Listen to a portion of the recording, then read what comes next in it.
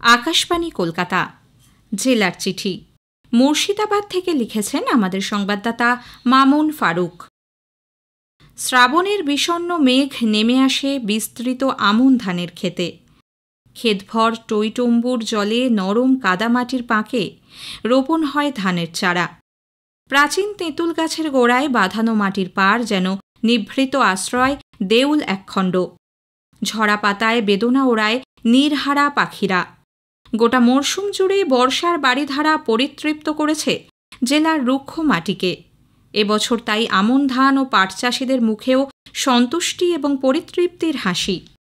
জেলার চক ইসলামপুর, রঘুনাথগঞ্জের মির্জাপুর থেকে শুরু করে সালারের টিয়ায় হস্তচালিত তাঁতে উৎপাদিত শাড়ির সম্ভার নিয়ে গড়ে উঠেছে মসলিন তীর্থ মুর্শিদাবাদ। জেলার মানুষ ছাড়াও পর্যটনের টানে আসা ভিন জেলা, ভিন রাজ্যের মানুষও ঢুঁ মারেন সিল্ক খাদির এই আকরে।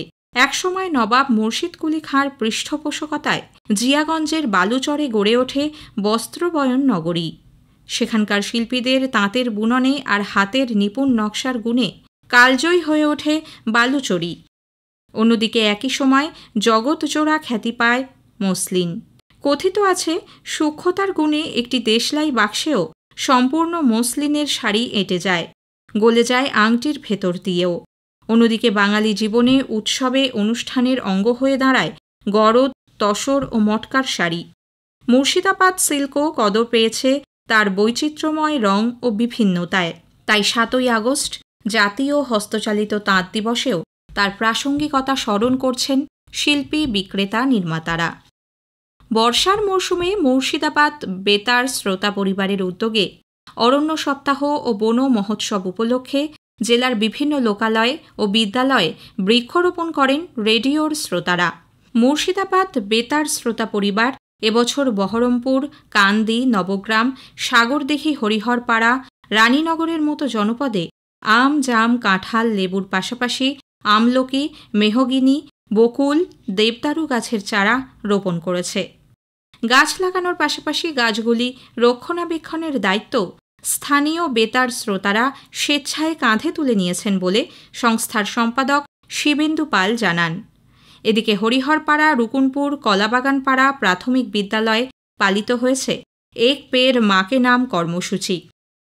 লাগাতার বৃষ্টিতে তিলপাড়া, বৈধরা, দেউচা জলাধার থেকে নিয়মিত জল ছাড়ায় কান্দি মহকুমার বড়োয়া, খড়গ্রাম, ভরতপুর ১ নম্বর ও কান্দি ব্লকের বিস্তীর্ণ এলাকা জলমগ্ন। কান্দি ব্লকের হিজল অঞ্চলের বেনিপুরে দ্বারকা নদের ডান দিকের বাঁধ ভেঙে ৪টি গ্রামে জল ঢুকে বন্যা পরিস্থিতি তৈরি হয়েছে। জলমগ্ন হয়েছে বহরমপুর ব্লকের সাটুই, চৌরিগাছা গ্রাম পঞ্চায়েতের বিভিন্ন এলাকাও। বাবলা নদীর জলেই বেলডাঙ্গা ২ নম্বর ব্লকের কয়েকশো বিঘা কৃষিজমি প্লাবিত।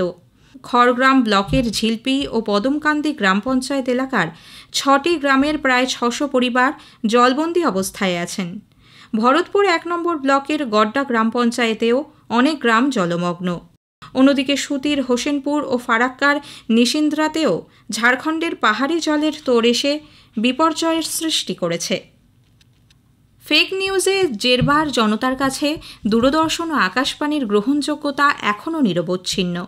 সংবাদ এবং বিনোদনের শোরগোলের বাজারে কৌলিন্য ধরে রাখায় দূরদর্শন ও আকাশবাণীর প্রতি ভরসা রাখছেন সিভিল সার্ভিস পরীক্ষার্থী সহ অন্য চাকরির প্রস্তুতিরত তরুণ তরুণীরাও।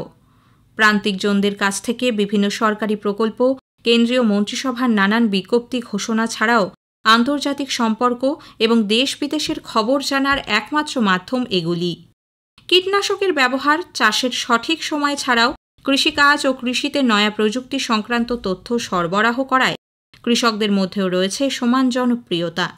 দৃষ্টিহীন দিব্যাঙ্গদের কাছে রেডিও যেন অন্ধের যষ্টি। জেলার চিঠি শেষ হল। মুর্শিদাবাদ থেকে লিখেছেন আমাদের সংবাদদাতা মামুন ফারুক।